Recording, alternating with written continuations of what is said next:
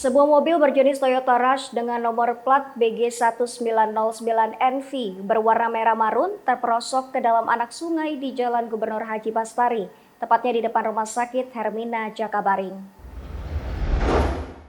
Hari ini Senin 28 Februari 2022, mobil tersebut telah dievakuasi dan menjadi tontonan warga sekitar.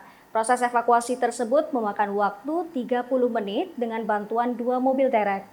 Adalah Yogi, 35 tahun, warga perumahan Opli Jakabaring yang menjadi sopir naas tersebut. Kejadian bermula saat Yogi hendak pulang ke rumah sekitar pukul 5.30 waktu Indonesia bagian Barat, melintas di Jalan Gubernur Haji Bastari menuju simpang perumahan Opli.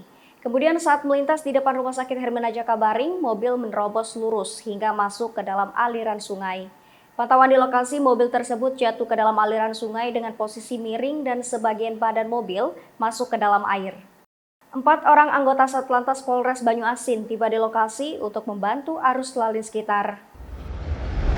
Beruntung tidak ada korban dalam insiden tersebut. Dugaan sementara sopir mengantuk saat mengendarai mobil hingga menyebabkan kejadian mobil terperosok ini terjadi.